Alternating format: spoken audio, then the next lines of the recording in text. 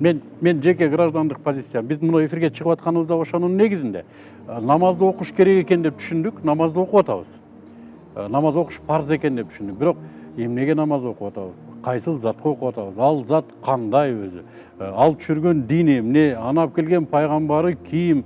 Кайсы периште алып келди? Бунун бардыгына ишенүү бул негизги эреже акыйда.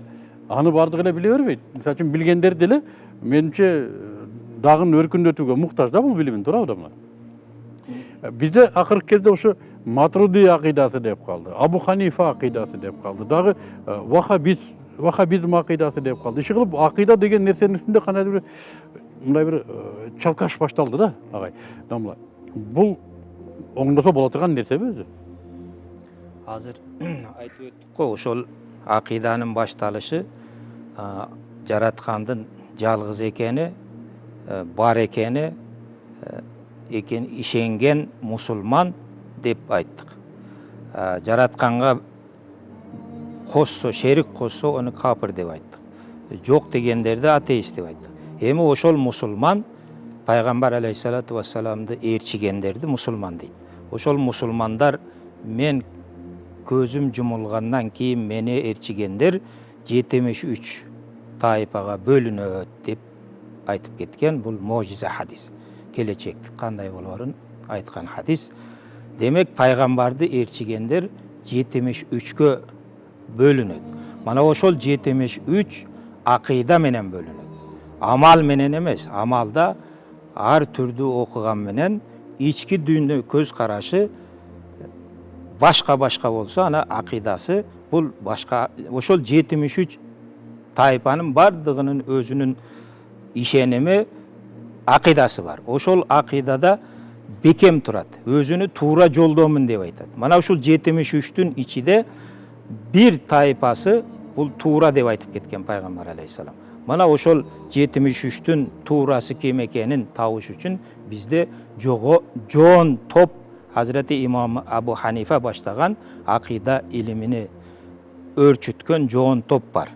Мана ошолор айтып кеткен жолду. Мисалы мана Орто Азияда биз Матуридия деп, Матуридия акыйдасы дабыз.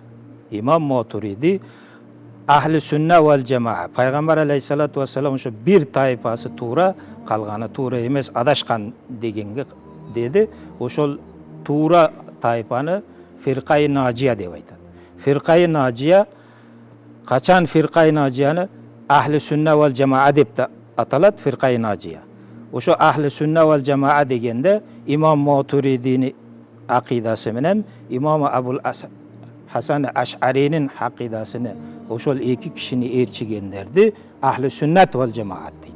Андан башкасыны Калгандарын не дейт? Калганы фиркай адашкандар деп айтат. Мен мисалы үчүн ушул сөздөрдү азыр биринчи угуп аткан адам катары. Мен киммин? Теле көрүүчүлөрдүн ичинде толтура да, кимиси Ашари болду, кимиси Матруди болду. Кантип билебиз биз кайсы акыйдадабыз? Мечитке барабыз, окуп атабыз, намазды имам кандай эңкейсе эңкейип атабыз, сажданы кандай кылса кылабыз, Аллаху акбар десе Аллаху акбар дейбиз. Жалпы элдик көрүнүш ушу. Кимибиз кандай акыйдадабыз, кантип билебиз? Бул акыйда маселеси эми майданга чыгып атпайбы?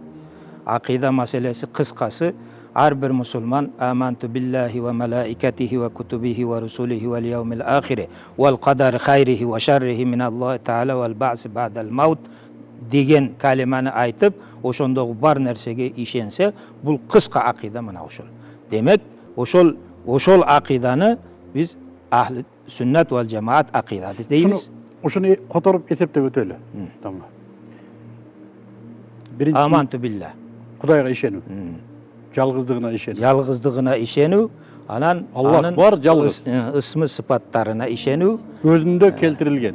Куран сүннөттө келтирилген ысым сыпаттар. Экинчиси Мала периштелерге. Периштелерге ишенүү. Периштелерге. Бар экендигине ишенүү. Периштелер бар, жана ал жебейт, ичпейт, эркек ургачы эмес деген түшүнүктөн нурдан жаралган деп. Кийинкиси китептерин ва кутуби, китептерге ишениш. Куранга чейинки китептер ушулар Кудайдан түшкөндүгүнө. Эгерде жок, Мухаммад пайгамбар өзү жазып алган десе, анда капыр болот ал.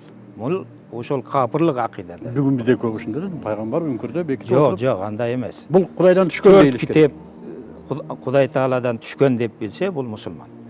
Кийинкиси malaikati kutubi wa rusuli, payg'ambarlarga ishonish. Muhammed payg'ambarimizni payg'ambar deb bilib.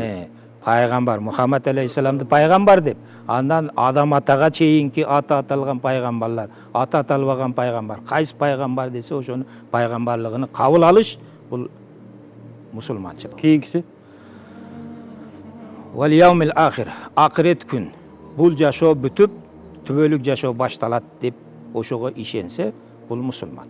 Эгерде ушул жашоо уланып кете берет, мунун бүтөөрү жок десе, ал мусулман эмес деп кабыл алам.